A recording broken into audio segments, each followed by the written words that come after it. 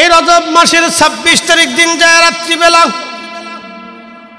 আল্লাহ তার রাসূলকে ঘুম থেকে জাগায় নিয়ে গেলেন আল্লাহর দিদারের জন্য। এই রজব মাস অনেকে মনে করে হয়তো এটা একবারে ছোটখাটো কোনো বিষয়, কিন্তু একটা কথা মনে রাখবেন, কেউ যদি মেরাজকে অস্বীকার করে তাহলে সে আর মুসলমানই থাকবে না। সে আর কি মুসলমান থাকবে না, তার মুসলমানিত্ব নেই। আর কারো মুসলমানিত্ব যদি না থাকে, আল্লাহর কোরআন বলতেছে ইন্নাল্লাযীনা কাফারু মিন আহলিল কিতাবি ওয়াল মুশরিকিনা ফি নারি জাহান্নাম খালিদিনা ফিহা। এই বেঈমান, এ মুরতাদ, এ কাফির, অস্বীকারী, আহলে কিতাব, এ মুশরিক, আল্লাহর কোরআন বলতেছে ফি নারি জাহান্নাম খালিদিনা ফিহা, চিরদিন আর চিরদিন তারা জাহান্নামে থাকবে, ওখান থেকে বের হওয়ার আর কোনো সুযোগই নেই। আচ্ছা বলেন, মৃত্যু থেকে বাঁচার কোনো রাস্তা আছে? আজও পর্যন্ত জ্ঞানী, বিজ্ঞানী, সায়েন্টিস্ট, দার্শনিক, পৃথিবীর কত বড় জ্ঞান বিজ্ঞান আসলো, কত জটিল জটিল কঠিন রোগের চিকিৎসা হচ্ছে। পৃথিবীর জ্ঞান বিজ্ঞান আপনাকে একবারে সহজ করে দিয়েছে, কত মেধা কত দিক থেকে তারা খাটাচ্ছে। বলেন আজ পর্যন্ত মৃত্যু থেকে বাঁচার জন্য কোনো ওষুধ, কোনো জ্ঞান, কোনো বিজ্ঞান আবিষ্কার হয়েছে?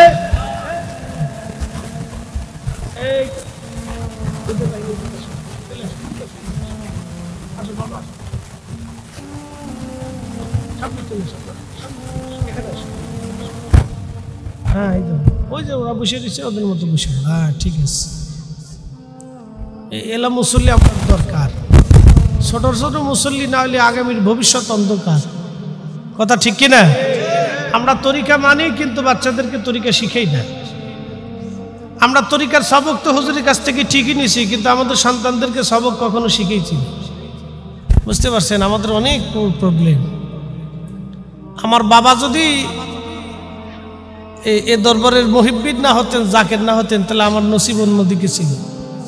শোনেন, অন্য মাদ্রাসায় চলে যেতাম, সুন্দরদের আপনাদেরকে কায়দা মতো বাসবুস যা দেওয়ার দিতাম। বুঝছেন না? তো এই জন্য আমাদের সন্তানদেরকে তৈরি করতে হবে। আবার তৈরি করার পরেও কেউ নাফরমানি করে, দেখেন না, একটা নাফরমানি করে গেছে, হেতায় এ দরবারে শিরিক হয়েছে। বুঝতে পারছেন? একটা আসিল, হেতায় দরবারে শিরিক পাইছে, এ দরবারে শিরিক বেদাত হয়। আশ্চর্য। ৭৫ বছরের ইতিহাসে এই ধরনের নাফরমানি কেউ করেনি। তো খুব মনোযোগ দিয়ে নাফরমানের শাস্তি হবে। একটা কথা মনে রাখবেন, সূর্য সূর্যের জায়গায় থাকে, মেঘ তাকে ঢাকতে চায় কিন্তু মেঘ ঢাকতে পারে না। মেঘ চলে যায়, সূর্য আবার আলো বিকিরণ করে। অলিরা হচ্ছে সূর্যের মতো, তারা পৃথিবীতে আল্লাহর পক্ষ থেকে আলো বিকিরণ করতে থাকে। নবীর কদমের নূরকে তারা বিকিরণ করে। কিছু মেঘ মাঝে মধ্যে ঢাকতে চায় কিন্তু ঢাকতে পারে না, এটা আবার ফুটে উঠে। কথা বলেন ঠিক কিনা? আবার এটা চালু। প্রিয় উপস্থিতি,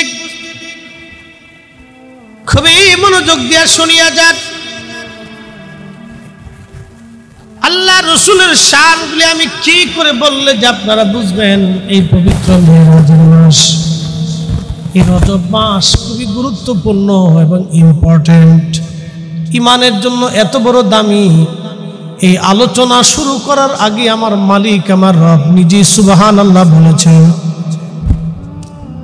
আল্লামা ইমাম সৈয়দী 550 বছর আগে এই মেরাজের উপরে তিনি একটা কিতাব লিখেছেন, আল কিসাতুল বিসরা। আমার ঘরে আছে। আল্লাহু আকবার। এত সুন্দর একটা কিতাব উনি উপহার দিয়েছেন মুসলিম মিল্লাতকে। উনি ওই জমানার মুজাদ্দিদ ছিলেন, ওই জমানার অনেক বড় আল্লাহর ওলি ছিলেন এবং বিশ্ববিখ্যাত মুহাদ্দিস ছিলেন। 2 লক্ষ হাদিস ওনার কণ্ঠস্থ ছিল, ছিল। ওরা ছাত্ররা বলল, হুজুর 2 লক্ষ হাদিস আপনি কিভাবে বলে দিতে পারেন? ইমাম সুয়ুতী বললেন, বাবারে, সূরা ইখলাস যেইভাবে মুখস্থ বলতে পারি, 2 লক্ষ নবীর হাদিস আমি ওইভাবেই বলে দিতে পারি। 75 বার আল্লাহ নবীর সাথে স্বপ্নে তার কথা হয়েছে, 33 বার জাগ্রত হালতে রাসূলের সাথে দিদার হয়েছে। স্বপ্নে হওয়াটা আরো সহজ, কিন্তু জাগ্রত হওয়াটা আরো কঠিন। রুহানি সুরতে আল্লাহ রাসূল আসাটা, নবী আসছে রুহের সুরতে, রুহের পাওয়ারে, আর তার সাথে দেখা করতেছে, কথা বলতেছে, এই শক্তিটা আলাদা। এটা আমি আপনাকে এই দুনিয়ার জ্ঞান বিজ্ঞান দিয়ে বুঝাইতে পারবো না। দুনিয়ার জ্ঞান বিজ্ঞান দিয়ে আপনাকে এটা বুঝাইতে পারবো না। এটা ভুক্তভোগী ছাড়া কেউ বুঝে না, এটা ভুক্তভোগী ছাড়া কেউ জানে না। আর এটা খুব কঠিন, দিলওয়ালা ইয়াকিনওয়ালা লোক ছাড়া বিশ্বাস করতে পারে না।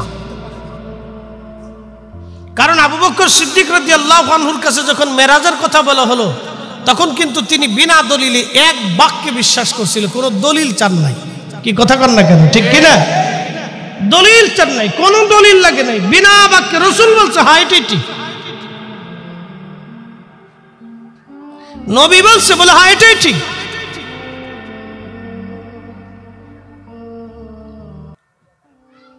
প্রিয় সিরাজদি খানবাসী, সিরাজদি খান না, আচ্ছা ঠিক আছে, মধ্যপাড়া, আচ্ছা সিরাজদি খানবাসী, মধ্যপাড়াবাসী,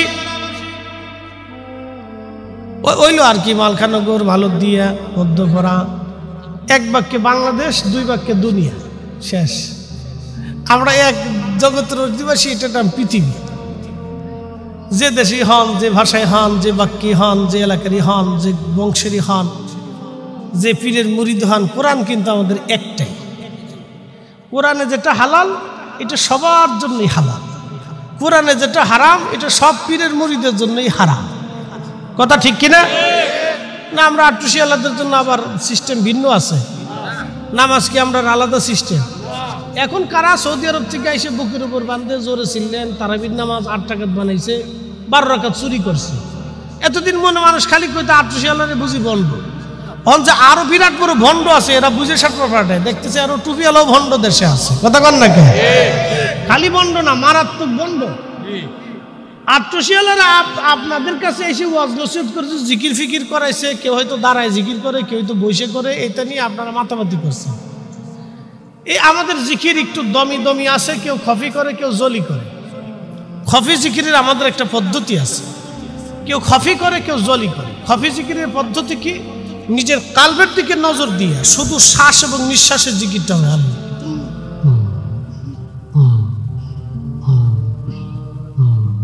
শব্দ নাই, বেশি বড় কোনো শব্দ নাই, কিন্তু অনেক সালেকরা পারে না, কারো আওয়াজ বেশি, কারো আওয়াজ কম, কারো দুর্বল, কেউ জলি করে, কেউ খপি করে, এই গোলে মালে তা নেই। শব্দ একটু ভিন্ন রকম হয়, মানুষ মনে করে এরা হুকুর হুকুর করতেছে। কি কথা কর না কেন? শব্দ ভিন্ন হওয়ার কারণে মানুষ মনে করে এরা হুকুর হুকুর করতেছে।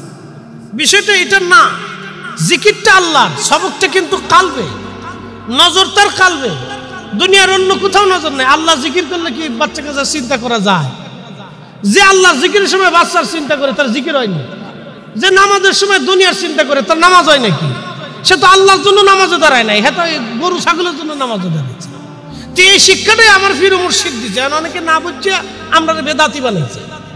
আরেকজনে ওই যে দেখেন না, সে বেদাত পাই এসে চলে গেছে, এ ভাবছে যে বিরাট বড় বেদাত, দলিলা দিলে। স্বার্থ যখন ঘুরে যায় তখন সবাই এরকম পর হয়ে যায়, বাপু পর হয়ে যায়, মাও পর হয়ে যায়। কাকা ঠিক কিনা? স্বার্থ নষ্ট হয়ে গেলে মাও পর হয়, বাপু পর হয়। কত ছেলে তার বাপ পরে খাবার দেয় না, মারে ধরে, এরকম দু একটা নাফরমান চলে গেলে আমরা কিছু যায় আসে টাসে না। কথা কন না কেন? কিচ্ছু যায়। প্রিয় উপস্থিতি, খুব মনোযোগ দিয়ে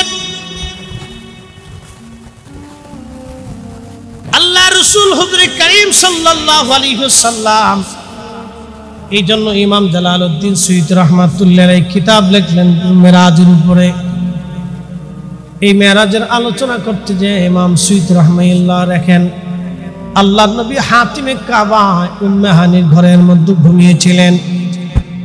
উনি দেখতেছেন জিব্রাইল আমিন ঘরের ছাদ ফাঁকা করে ঢুকলেন, আল্লাহর নবীকে ঘুম থেকে জাগায়া বের করে নিয়ে আল্লাহর নবীর জন্য সিনা সাক করার জন্য জিব্রাইলকে হাতিমে কাবায় উম্মে হানির ঘরের পাশেই নিয়ে গেলেন, বেশি দূরে নেন নাই, পাশাপাশি সিনা সাক করানোর জন্য নিয়ে গেলেন। আমরা যেটাকে ওপেন হার্ট সার্জারি বলি, সিনা সাক, এই সিনা সাক করানোর জন্য নিয়ে গেলেন। এই গলার নিম্ন অংশ থেকে একেবারে নাভি পর্যন্ত ফাড়া হলো। আমার নবীর সিনা সাক 3 বার হয়েছে, কেউ বলে 4 বার। ইমাম সুয়ুতী আল কিসাতুল বাসরার ভিতরে লেখেন, ইমাম হযরত আসকালানি বলেন, বিশ্ববিখ্যাত মুহাদ্দিস, তিনি হাদিস বিশারদ, তিনি বলেন আল্লাহর নবীর সিনা সাক 3 বার হয়েছিল। একবার সর্বশেষ সিনা সাকটা মেরাজে যাওয়ার সময় হয়েছে। সিনা সাক কি নবীজির বক্ষ মুবারক ফেরে ভিতর থেকে কাল্ব মুবারক বের করে জমজমের পানি দিয়ে ধৌত করা হলো। তার মানে এটা না নবীজির কালবের মধ্যে গুনাহের ময়লা ছিল, আবর্জনা বিবর্জনা হাবিজাবি ছিল, এইগুলি ছিল। বিষয়টি এরকম না, আল্লাহর নবীর কালব মুবারক স্বচ্ছ এবং নিরাপদ ছিল, এবং তিনি একজন ব্যক্তি যিনি আয়েব গুনাহ মুক্ত ছিলেন। তার জীবনে কোনো গুনাহ নাই, কোনো খাতা নাই, কোনো ত্রুটি বিচ্যুতি ছিল না।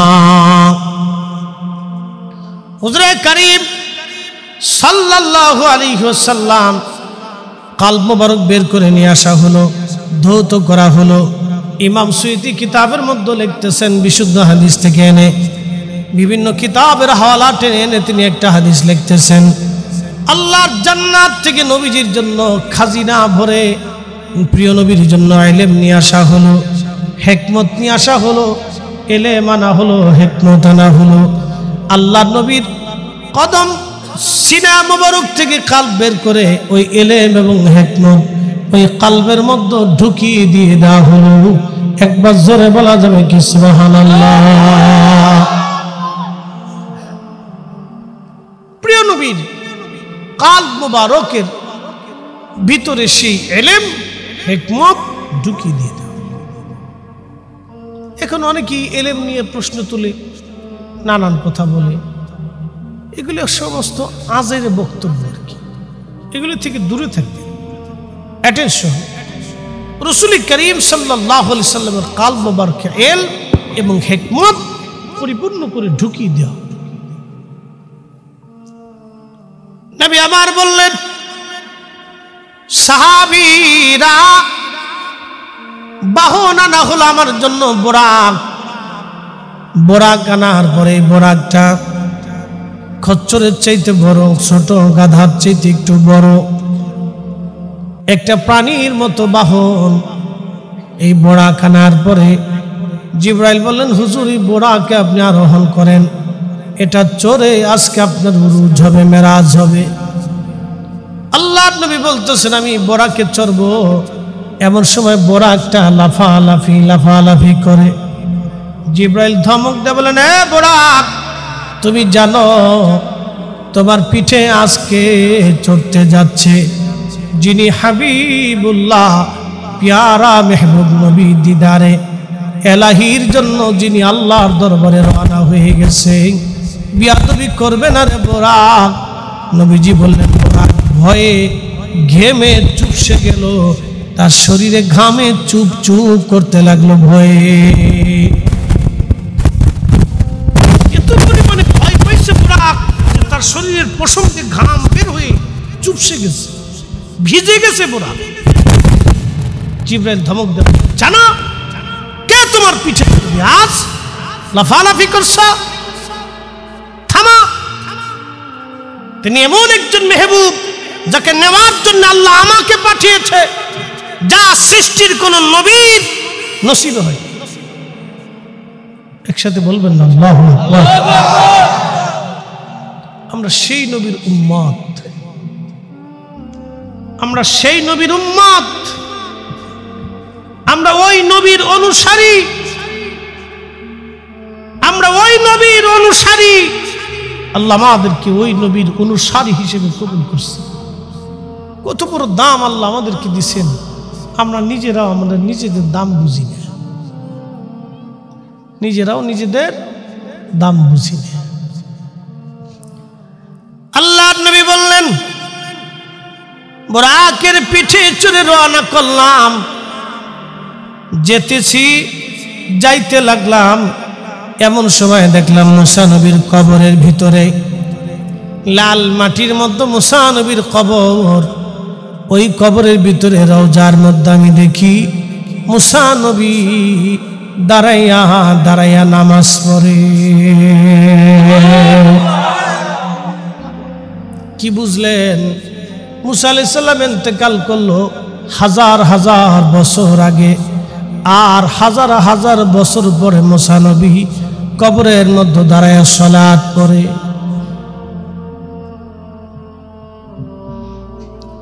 মানুষ মারা যাওয়ার পরে কোরআন বলতেছে, মিনহা খালাকনাকুম ওয়া ফিহা নুঈদুকুম ওয়া মিনহা নুখরিজুকুম তারাতান উখরা। এই মাটি থেকে তোমারে বানাইলাম, এই মাটির মধ্যে তোমাকে আবার মিশিয়ে দেব, এই মাটি থেকে তোমার আবার পুনরুত্থিত করব। ওয়া ইদাল কুবুরু বুসিরাত আলিমাত নাফসুম মা কদ্দামাত ওয়া আখরাত। আল্লাহর কোরআন বলতেছে, ওই কবর থেকে তোমাকে পুনরুত্থিত করে আমি আমার রবের বিচারের সম্মুখীন তোমাকে করব, হাসরের মাঠে দাঁড়া করাবো। আমার আদালত হবে একটা মহা সুপ্রিম কোর্ট, এই কোর্টের আসামি হবে তোমরা, আর আমি রব হলো বিচারপতি।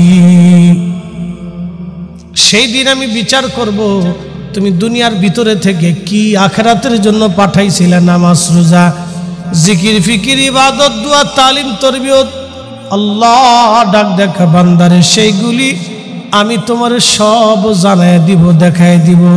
সেই দিন তুমি নিজেই জানবা তুমি কি পরিমাণ নেকের কাজ করছো, কোন ওয়াক্ত ছাড়ছো, কোন ওয়াক্ত ধরছো, কোন হালাল করছো, কোন হারাম করছো, সব আমি আল্লাহ তোমার সেই দিন দেখায় দিব, সব দেখাই দিব। আমার আপনার জীবনের কিচ্ছু আল্লাহ বাদ রাখবে না। আল্লাহর হাবিব ডাক দিয়ে বলতেছে, মাত্রে আল্লাহ রাব্বুল আলামিনের নবী মারারতু বি মুসা ওয়া হুয়া ইউসাল্লি ফি কবরিহি, রাওয়াহু মুসলিম। আমি দেখলাম মুসা নবী কবরের মধ্যে দাঁড়ায় দাঁড়ায় সালাত পড়ে। একবার জোরে জোরে বলা যাবে কি সুবহানাল্লাহ? এই আমার দিকে তাকান, নবী তো জ্ঞানী ছিলেন, রসুলের উপরে পৃথিবীতে কোনো জ্ঞানী আছে? এক বাক্যে বলেন, সন্দেহ থাকলে হবে না। নবীর চাইতে বড় জ্ঞানী বিজ্ঞানওয়ালা পৃথিবীতে কেউ আছে? আচ্ছা, এক বাক্যে বলছেন। এখন কেউ আপনাকে দাঁড়ায় বলতে পারবে যে হুজুর তাহলে বলেন রসুল কি মোবাইল আবিষ্কার করছিল? নবী কি পারমাণবিক বোমা আবিষ্কার করছিল? রসুল কি অপারেশন সিস্টেম আবিষ্কার করছিল? রসুল কি এই হাড়ের ভিতর দিয়ে একবারে পাইপ বসাই দিয়ে একবারে রিং বসাই দিয়ে হাড়ের মধ্যে দিয়ে এই সিস্টেম করার বিদ্যা কি নবী আবিষ্কার করছিল? এগুলো তো কিচ্ছু করে না। তাহলে উনি মহাবিজ্ঞানী কেমনে হলো, মহাজ্ঞানী কেমনে হলো? এখন আপনাদেরকে বলতেছে, কোরআন বলতেছে, পুরে সর্বনাশ, এই বিশ্বদল কইতে আসছে। বাপরে বাপ, এই যার যার বিশ্ব তার তার কাছে রাখেন, বাচ্চা কাচ্চা ধরে রাখেন, ওরা তো বুঝে না। ওদের কাছে আজকে মজা লাগতেছে, ওদের চিন্তা আজকে ঈদের মতো আনন্দ পাইছি, মজা হইতেছে, এই ঘোরাফেরা দৌড়াদৌড়ি পারাপারি। বাচ্চাদেরকে একটু কাছে রাখেন, স্টেজের দিকে আসতে দিয়েন না, টাকা পয়সা দিয়ে চটপটি কিনবার ফাটাই দেন, ওদিকে যে খা। আমরা তো আমাদের বাচ্চাদেরকে কি খাওয়াই? সুইংগাম খাওয়াই, চিপস খাওয়াই, চটপটি লটপটি, ফুচকা, আবিজাবি খাওয়াই। এগুলি খাওয়ানোর নিয়ম। আল্লাহ রসুল বলছেন বাচ্চাদেরকে টাটকা টাটকা খেজুর খাও, খেজুর সেই বিশুদ্ধ হাদিসে খেজুরের কথা আল্লাহ রাসূল বলেছেন, তোমাদের বাচ্চাদেরকে তাজা তাজা খেজুর খাও, খুব মানে ছাক্কা ছাক্কা দেখে খেজুর খাও, তাহলে বাচ্চার হৃষ্টপুষ্ট হবে, ব্রেন ভালো হবে, হাড় শক্ত থাকবে, মজবুত থাকবে। আমরা খাওয়া হলো ফুচকা মুচকা, চিপস, সুইংগাম, এগুলো আমি যাবি। কি কথা খারাপ কইছি ভাই? তালবিনা খাওয়াইতে গেছে, তালবিনা চিনেননি, ছাতু। আল্লাহ রাসূল উম্মতকে ছাতু খাইতে বলছেন, দুধ খাইতে বলছেন। আমরা তো দুধ বেশি, বিড়ি খাই। কথা খারাপ, যদিও খারাপ শোনা যাচ্ছে, কষ্ট হচ্ছে, কথা তো সত্য। রাসূল কারীম বলছেন, উম্মত প্রত্যেক দিন কিছু না কিছু দুধ পান করবা, প্রত্যেক দিন। এই সুন্নতটা আমার হুজুরের মধ্যে দেখছি। অল্প একটু হলো হুজুরকে আমরা দুধ খাইতেন, প্রত্যেক দিনই খাইতেন, পান করতেন। আপনারও করবেন। অন খাবেন কি দুধের ভিতরে ভেজা, এনু ভেজা, চারপাশে শুধু ভেজালের ভেজা। এই ভেজালে পরে আমরা মহা ভেজালের ভিতরে বসছি। যাই হোক, এগুলি স্বাস্থ্যকর বিষয়ে আল্লাহ রাসূল আমাদেরকে উপদেশ দিয়েছেন। নবীর উপদেশের ভিত্তিতে আমি কথাগুলি বললাম। আমাদের সচেতন হতে হবে। আল্লাহ রাসূল স্বাস্থ্যে সচেতন এত বিরাট ছিলেন, 1450 বছর আগে উম্মত জানতো না যে পেশাব করার পরে ঢিলা করতে হয়।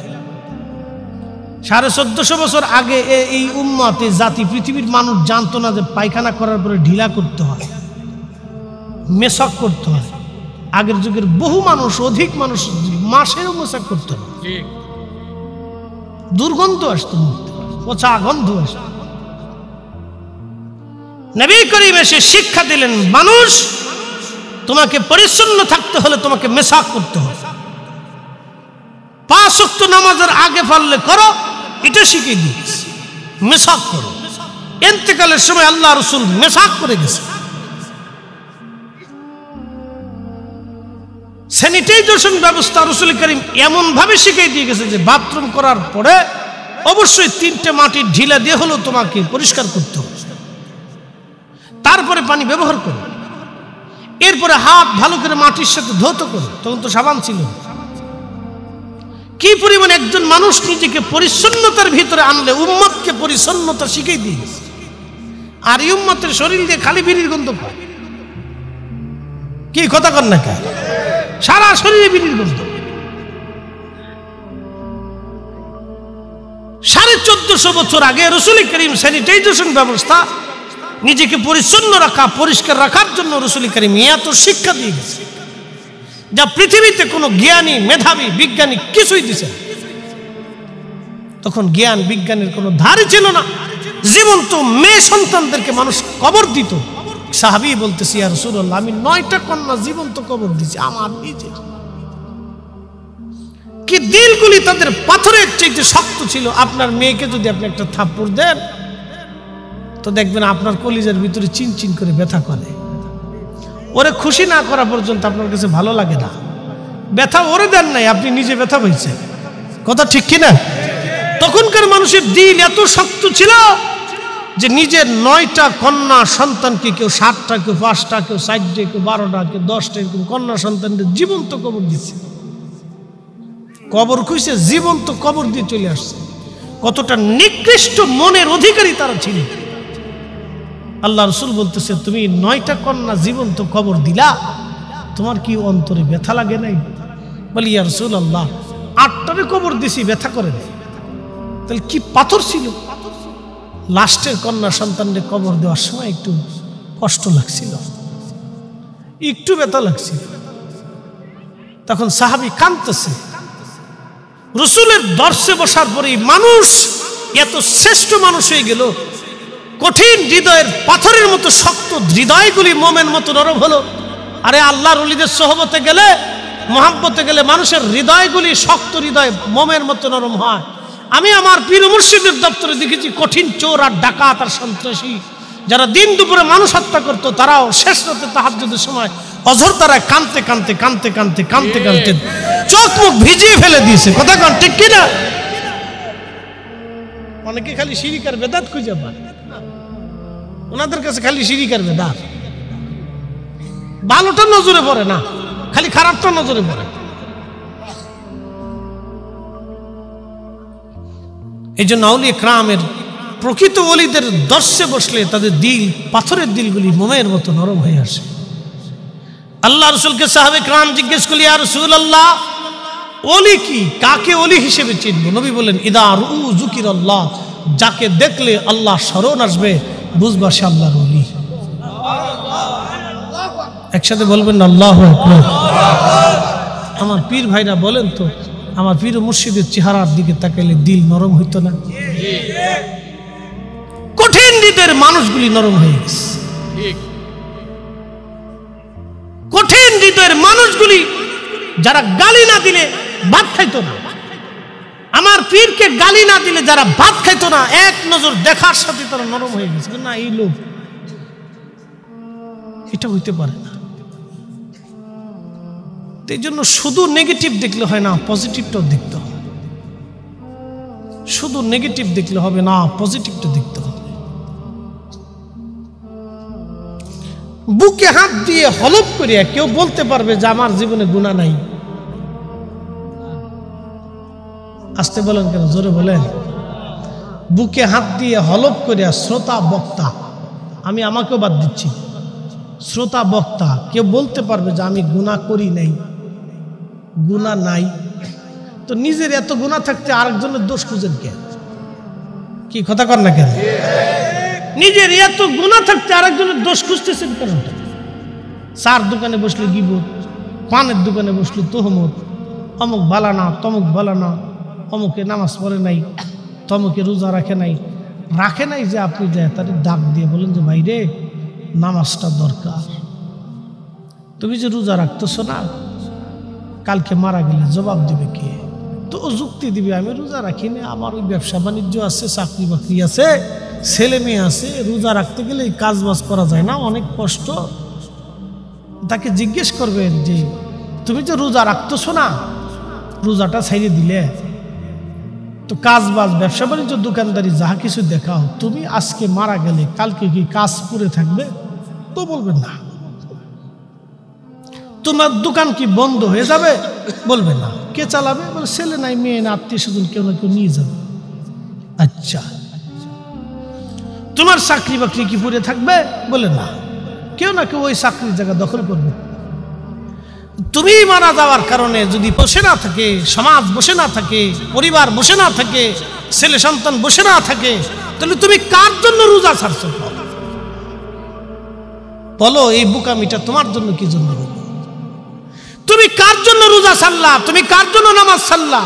তুমি কার জন্য সুদ খাইলা? তুমি কার জন্য হারাম খাইলে? তুমি কার জন্য মানুষ ঠকাইলে? বলো তুমি। প্রিয় উপস্থিতি, দুনিয়াটা আমাদের বুঝার জায়গা। প্রিয় উপস্থিতি, আমার সিরাজদি খানবাসী মনোযোগ দিয়ে কথাগুলি শুনে যাবেন। আল্লাহর নবী উম্মতকে যাহা শিখাইলেন, উম্মত তাহা জানত না। কেউ যদি বলে নবী কি মোবাইল আবিষ্কার করছে নাকি পারমাণবিক বোমা আবিষ্কার করেছে, আপনি একটা জবাব দিবেন, বেটারে। আমার নবী দুনিয়ায় দাঁড়াইয়া কবরের হালত বলে দিতে পারত। তাহলে তুমি বলো, পৃথিবীর কোন জ্ঞান বিজ্ঞান আজ পর্যন্ত কবরের হালত বলে দেওয়ার বিদ্যা আবিষ্কার করছে কিনা? যদি তারা করতে না পারে, তাহলে আমার নবী সেরা বিজ্ঞানী। কথা বলেন ঠিক কিনা? রাসূলের উপরে সেরা বিজ্ঞানী নেই। এক বেদুইন এসে রাসূলকে বলতেছে, হুজুর কালমা পড়ব, কিন্তু শর্ত আছে। বলে কি শর্ত? বেদু বলো। বধু বলতেছে, হুজুর ওই যে গাছ, ওই গাছ যদি আপনার কাছে এসে কালেমা পড়ে, দুঃখিত, ওই গাছ যদি আপনি ডাকার পরে গাছ যদি আপনার কাছে এসে কালেমা পড়ে, তাহলে আমি কালেমা পড়ব। আল্লাহর নবী বলেন, বধু তুমি গাছের কাছে চলে যাও, আমাকে গাছকে ডাকতে হবে না, তুমি গাছের যায় বলো রহমাতুল লিল আলামিন তোমাকে ডাক দিয়েছে, তলব করেছে। বধু যাইয়া গাছের কাছে বলে, গাছ রে, রহমাতুল লিল আলামিন তোমার তলব করেছে, তুমি আসো। গাছ ডান দিকে একটা মুসুর দিল, বাম দিকে একটা মুচুর দিয়া সমস্ত শিকড়গুলি উঠাইয়া ওই শিকড় দিয়ে দিয়ে বেয়ে বেয়ে হেঁটে হেঁটে আল্লাহর নবীর সামনে এসে তার ডালপালাগুলি গুছাইয়া কুচাইয়া গাছ তার মাথা নিচু করে আমার নবীকে সালাম দিতে লাগলো। জোরে বলেন সুবহানাল্লাহ। বনের যত পশুগণ ভক্তি করতই দুই চরণ, মেঘমালা ছায়া দিত গায় গো নবীজি, কোন সাধনে পাইব তোমায়, কোন সাধনে পাইব তোমায় গো নবীজি, গোলামের দেখা দিবেননি।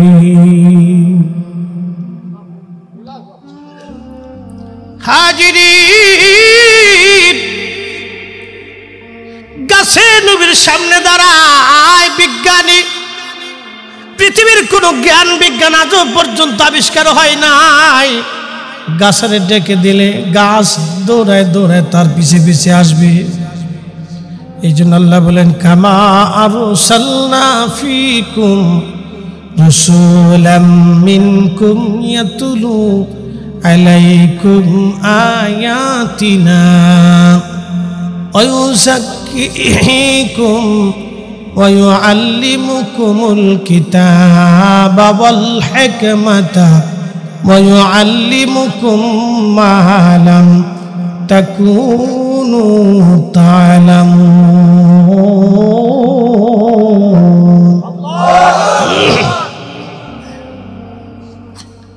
আল্লাহ বলে, হুজুর আপনাকে দুনিয়াতে পাঠিয়েছি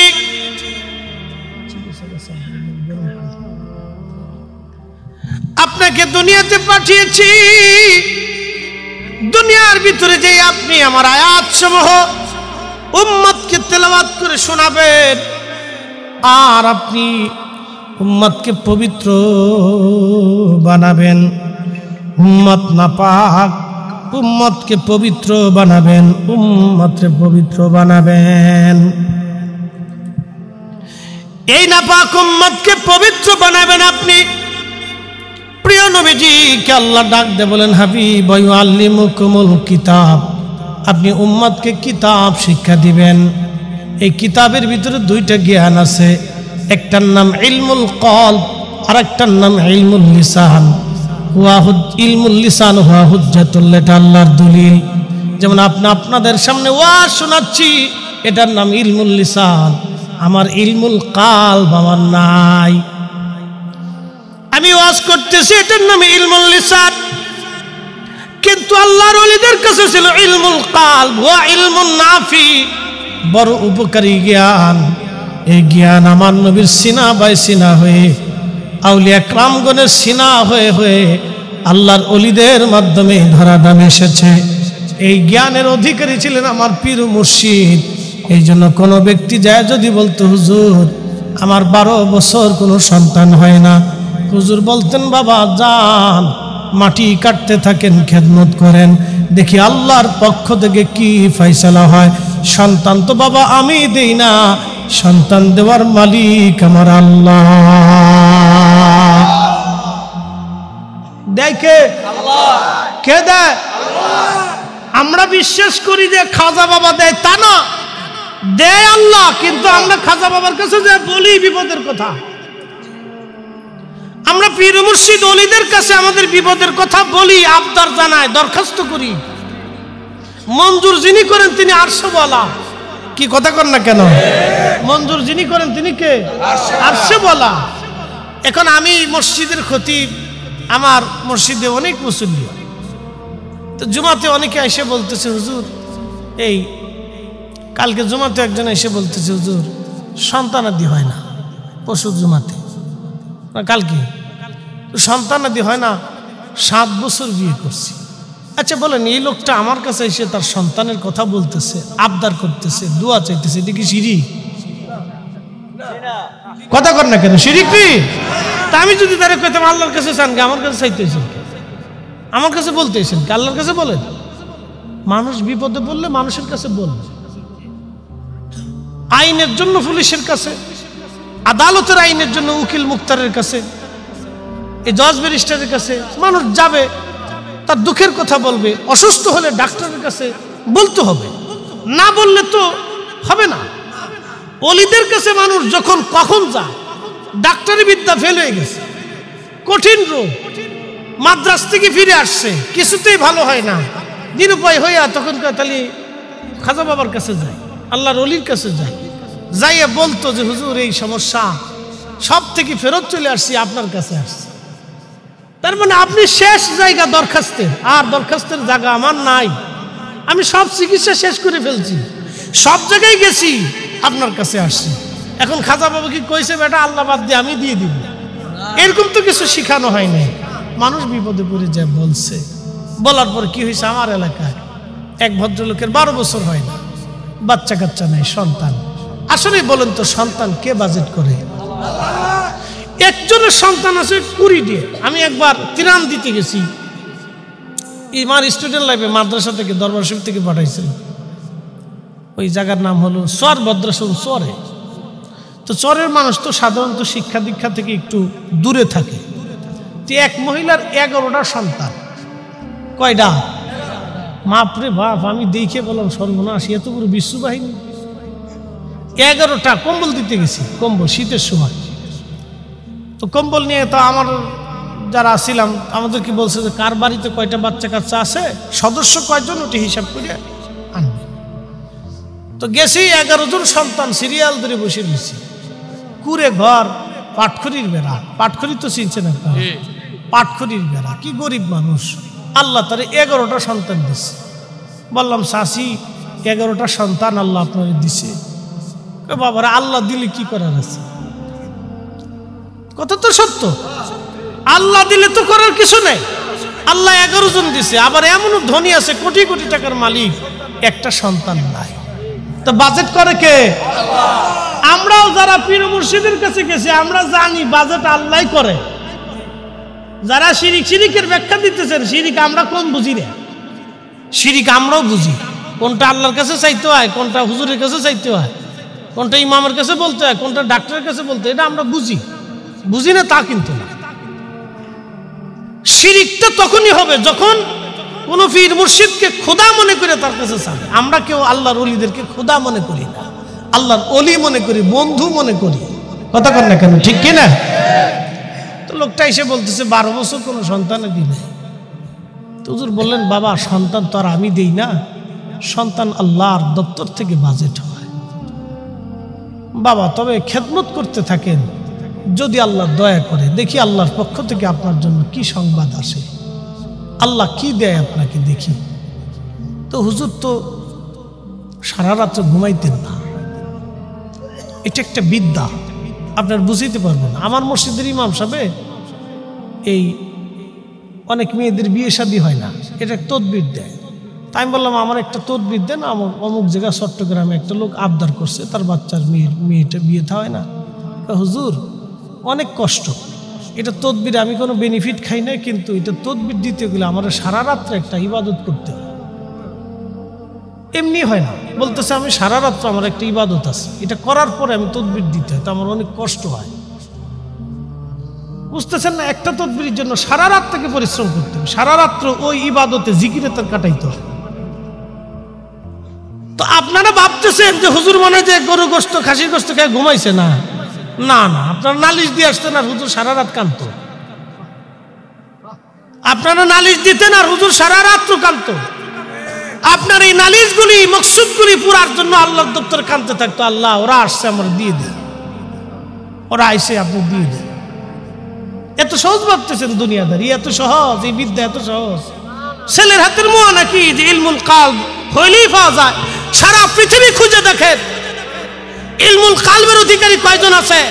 ইলমুল কালবের অধিকারী সেই ব্যক্তি যখনই বলবে আল্লাহ এক্ষুনি বৃষ্টি দাও, 5 মিনিটের মধ্যে বৃষ্টি আসবে, তিনি হলো ইলমুল কালবের অধিকারী।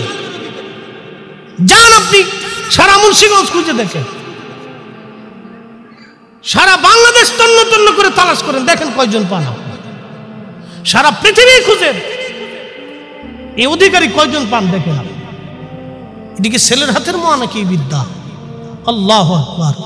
আল্লাহর কোরআন বলতেছে ওয়ায়ুআল্লিমুকুমুল কিতাব, আপনি নবী উম্মতকে কিতাব শিখাবেন। একটা ইলমে জাহির শিখাবেন আর একটা ইলমে বাতিন শিখাবেন। একটা ইলমে জাহির শিখাবেন আর একটা ইলমে বাতিন শিখাবেন। একসাথে কইলেন না মারহাবা? কষ্ট হইতেছে আপনাদের? ইলমে বাতিন নিয়ে আর একটা ওয়াজ শোনাবো, শোনানোর দরকার, বুঝার দরকার। আপনারা ভাবেন যে ফিরে পাইছিলাম বাস দুটিটাই খেদমত দিয়ে মনে খুশি করে ফেলেছিলাম, এগুলো চিন্তা করেন না। এই যেটা ভাবতেছেন এটা সহজ না। প্রিয় উপস্থিতি, আজকে আপনাদেরকে একটা কথা বলি, মসলক চালাইতে হলে অনেক কিছু লাগে। যার যত আয় তার তত ব্যয়, সন্তান যার যত ব্যয় তার তত। কথা ঠিক কিনা? যার সন্তান পরিবার বড় তার ব্যয় বড়। কয়েকদিন আগে আমার এই কুমিল্লা থেকে এক ভদ্রলোক এসে বলতেছে, হুজুর আমার সংসারে বরকত হয় না কে? তাই আমি বললাম আপনি রুজি করেন কি, ফ্যামিলিতে আছে কয়জন? আমার এই বিস্তারিত বায়োডাটাটা বলে। বলতেছে আমার ফ্যামিলির সদস্য 9 জন, আমি অটো চালাই, আমার একার উপরে রুটি রুজি চলে। আমি বললাম কামাই করেন কত? 800, সর্বোচ্চ 1000 টাকা। আমি বললাম 800 1000 টাকা দিয়ে 10 জন মানুষকে আপনি কি করে চালাবেন? 10টা পেট খাইতে হবে, কাপড় আছে, বাসস্থান, ওষুধ, সেবা, চিকিৎসা। এই সামান্য অর্থ দিয়ে আপনি এত বড় ফ্যামিলি কিভাবে চালাবেন? এই জন্য বরকত হয় না ভাই। মনে কিছু নিয়েন না, আল্লাহর উপর সবর্দ দিয়ে এইভাবে চলতে থাকেন। আল্লাহ আপনারে তাদের জিম্মাদারিতে রাখছে, এটা আপনার জন্য পরীক্ষা। কিছু করার নাই, আপনার আয় এটাই চলতেছে, ভাববেন এটাই বরকত। আল্লাহ যের উপরে রাখে এর উপরে সন্তুষ্ট থাকতে হয়। কথা কন না, ঠিক কিনা? আল্লাহ যেইভাবে রাখে এর উপরে সন্তুষ্ট থাকতে হয়, সন্তুষ্ট থাকতে হয়। খুবই মনোযোগ দিয়ে শুনিয়া যান। ইলমুল কালব দিয়ে একটু ঘন ঘন দিয়ে, ওই প্রত্যেক দিন 3টে 4টে করে মাহফিল। আমি কি করব? কিছু করার নেই। কালকেও 3টে ছিল, তার আগের দিনও 3টে, তার আগের দিন 4টে, তার আগের দিন 4টে। তাহলে 4 দিনে মাহফিল করছি, 4 দুগুণে 8 আর 6 14টা। তো 1.5 ঘন্টা 2 ঘন্টা বয়ান। তো সিল্লে ফাল্লা আবার আবহাওয়ার চেঞ্জ, ঠান্ডা লেগে গেছে, এই জন্য চা আবার ঘন ঘন সেকতেছি। অনেক কিছু নিয়ে না, না খাইলে আর সুন্দর হইতো না।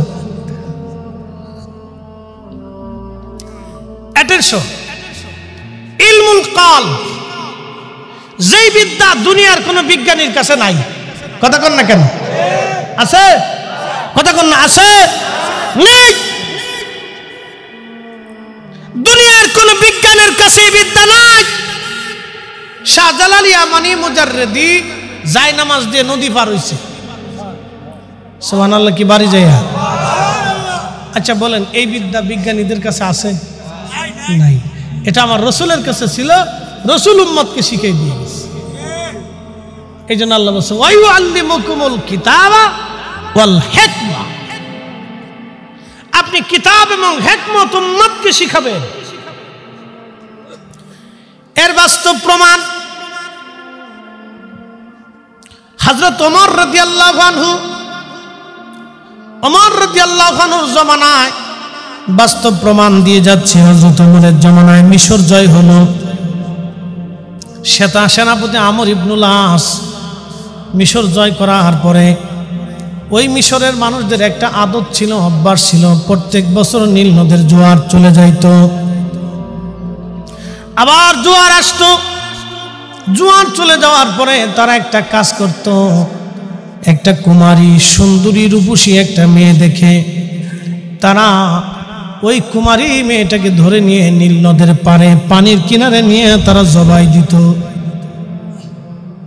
চিন্তা করেন কি বিভৎস নিয়ম, কি কঠিন একটা বিভৎস আইন।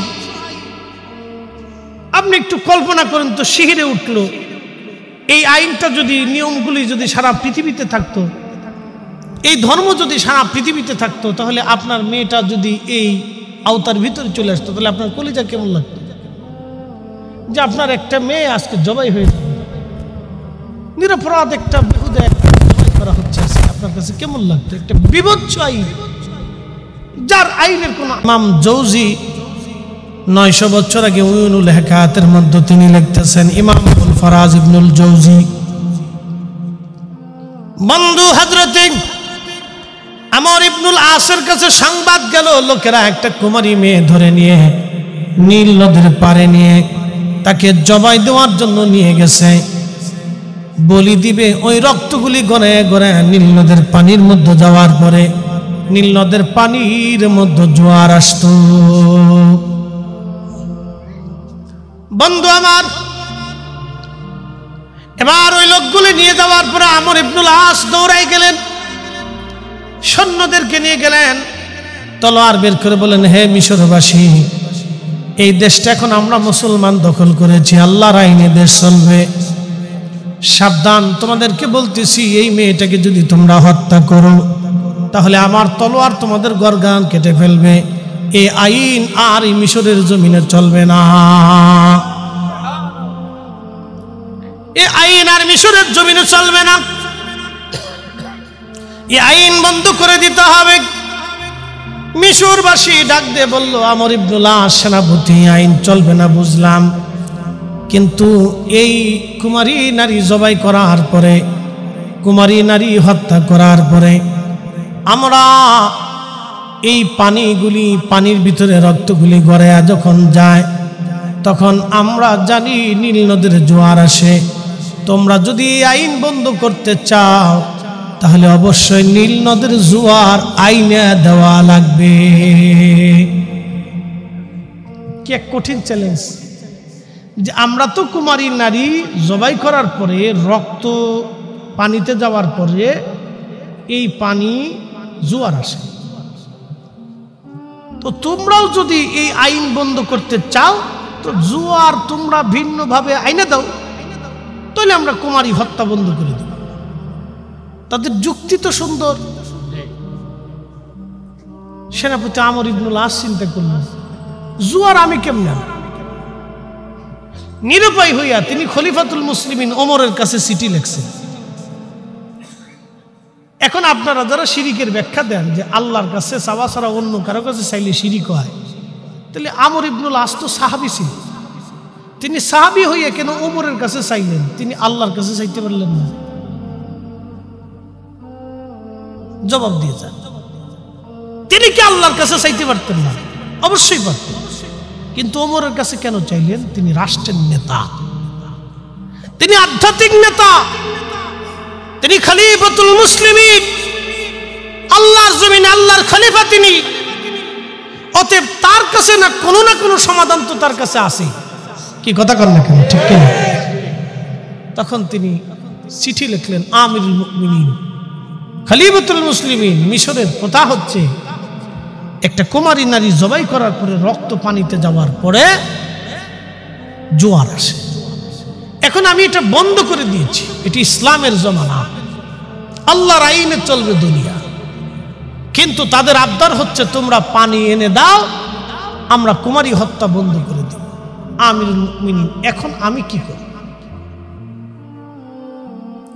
খলিফা হযরত ওমর চিঠি লিখলেন তিনি নীল নদের প্রতি।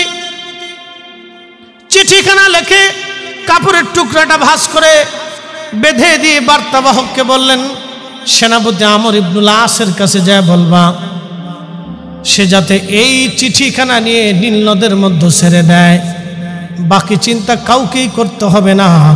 একবার জোরে জোরে বলা যাবে আল্লাহু আকবার। ফাওয়ার আসেনিও, কথা কর না কেন, ফাওয়ার আসেনি?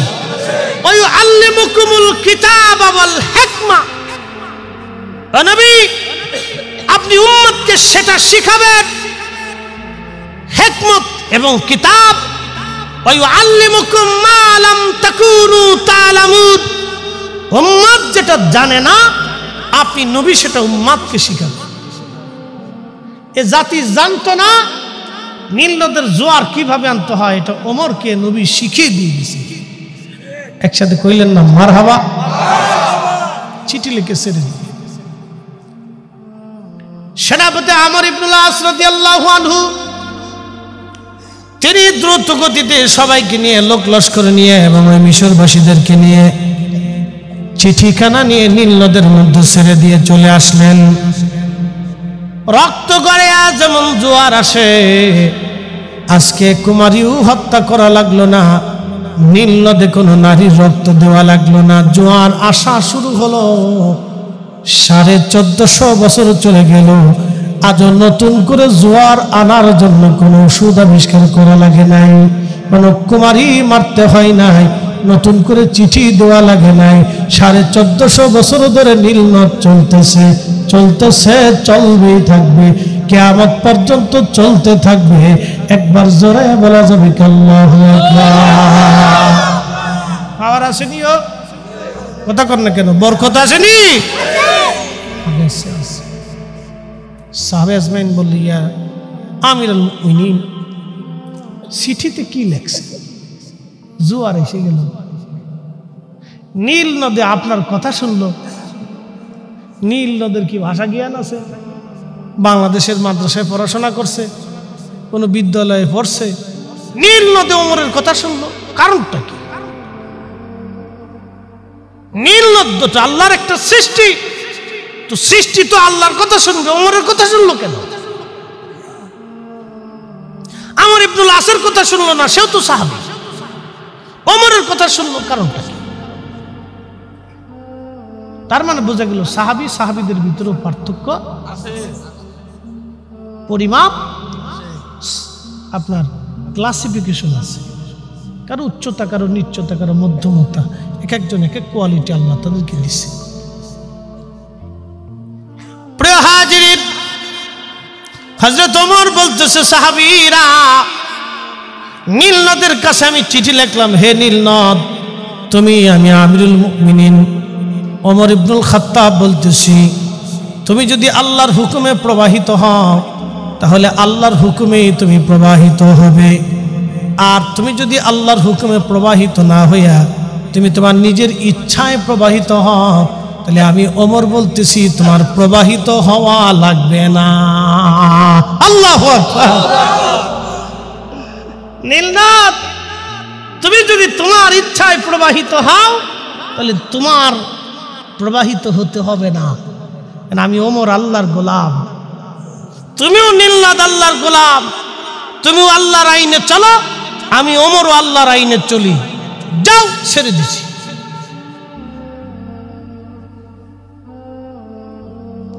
হযরত ওমর চিঠির মধ্যে লিখছেন, তুমি যদি আল্লাহর হুকুমে প্রবাহিত হও তা আল্লাহর হুকুমেই হয়ে যাও, আর যদি না হও, নিজের ইচ্ছায় হও, তাহলে আমি ওমর বলতেছি তোমার প্রবাহিত হতে হবে না।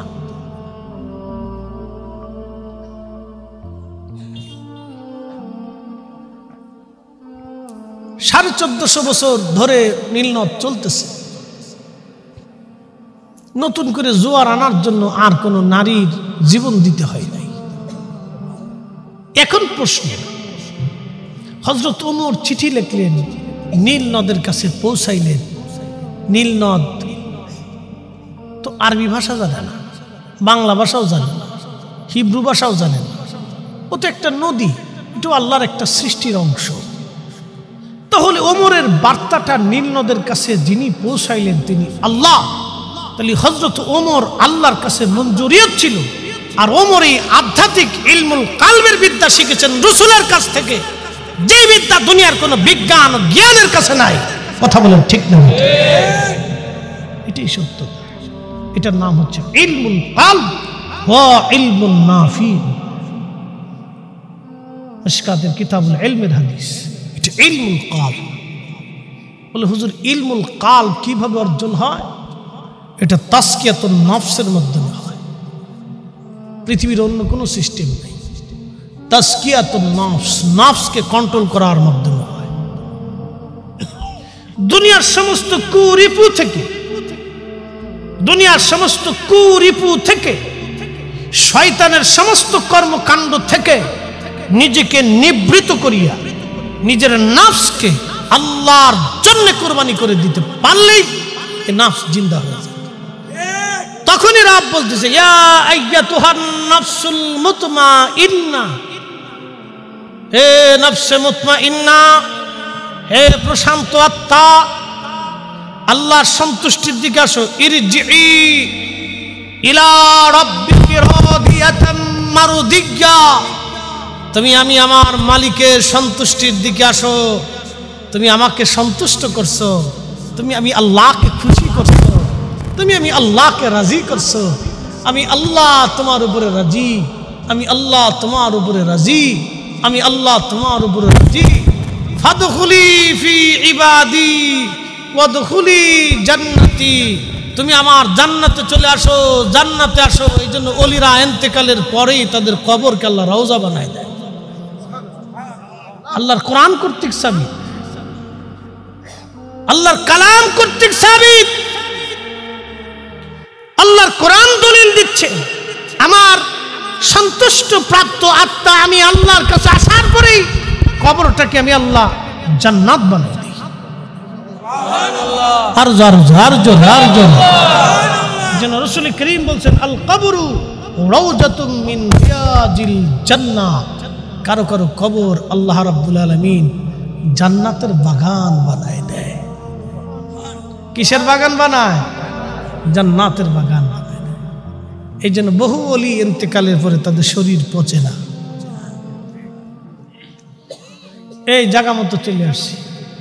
মুসা আলাইহিস সালাম কবরের ভিতরে নামাজ পড়ে, হাজার হাজার বছর পরেও কবরে জিন্দা। একসাথে কইলেন না মারহাবা? কবরে কি জিন্দা। কারণ কি? নফসে মুতমাইন্না, তারা আল্লাহ সন্তুষ্ট প্রাপ্ত আত্মা, নবীরা। এরপরে কারা? সিদ্দিকরা। এরপরে কারা? শহীদরা। এরপরে কারা? সলিহিনরা। এরা আল্লাহ সন্তুষ্ট প্রাপ্ত আত্মা। এরা কবরে যাওয়ার সাথে সাথে তাদের কবরকে আল্লাহ রওজা বানায় দেয়। এটা আমি বলছি না আল্লাহ বলছে?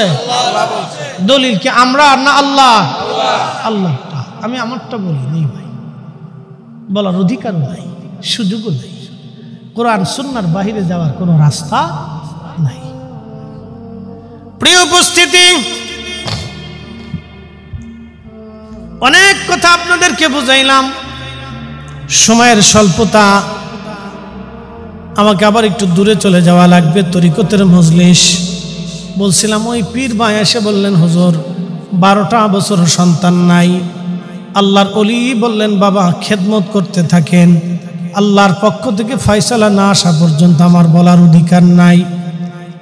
3 দিন পর্যন্ত লোকটা খেদমত করলেন, মাটি কাটলেন, কষ্ট হলো। হুজুর 3 দিন পরে বললেন, বাবা একটা লোক আসছিল, অমুক জায়গা বাড়ি। বলে, হ্যাঁ হুজুর, লোকটাকে ডেকে নিয়ে আসেন। লোকটা আল্লাহ তার 12 বছর কোনো সন্তানাদি দেয় না, তার সাথে আমার কিছু কথা আছে। লোকটা আসার পরে হুজুর বললেন, বাবা আপনি বাড়ি চলে যান, আপনার বিদায় দিলাম। আল্লাহ আপনার আশা মঞ্জুর করেছেন, আল্লাহ আপনাকে একটা সন্তান, পুত্র সন্তান আল্লাহ দিবে।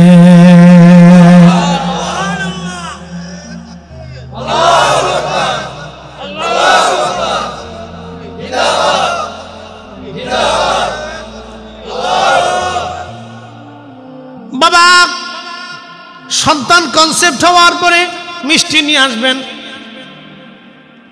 যখন সন্তান কনসেপ্ট হলো, ওনার স্ত্রীর গর্ভে আল্লাহ রাব্বুল আলামিনের বান্দা মিষ্টি নিয়ে দরবারে গেলেন, আল্লাহর ওলির কাছে গেলেন মিষ্টি নিয়ে যাওয়ার পরে হুজুর বললেন, বাবা বাচ্চা হওয়ার পরে আপনি আমার কাছে নিয়ে আসবেন, 6 মাস পরে আমি তারে চিনি মুখে দেওয়াই দিব, এবং বেশি করে বাবা মিষ্টি নিয়ে আসবেন। সন্তান প্রসব হলো, চিনি মুখে দেওয়ার দিনে তিনি অনেক মিষ্টি নিয়ে গেলেন। ভাইজান, এটা আল্লাহর ওলিদের ইলমুল কাল, এটা অর্জন করার জন্য আমার পীর মুর্শিদ 30 বছর ধরে সাধনা করেছেন। তার 30 বছরের ক্লাসের মধ্যে প্রত্যেক দিন খাবারের আইটেম ছিল 1 বেলা অর্ধ চামচ। এটা ছিল ক্লাস। আমরা কামিল মুফতি পাস করতে আমরা 12, 22, 20, 22 বছর চলে গেছে ক্লাস 1 থেকে শুরু করে। আমাদের আলিয়া মাদ্রাসা একটু সময়টা বেশি লাগে। তারপরে লাস্টে যে সেশন জট করলে আর এক বিপদ। তো এই কামিল পাস করতে আমাদের 22-23 বছর শেষ হয়ে যায়। তো 22-23 বছর পার করছি একটা দুনিয়ার সার্টিফিকেটের জন্য। কিন্তু আল্লাহ পাওয়ার জন্য 40 দিনও সাধনা করি।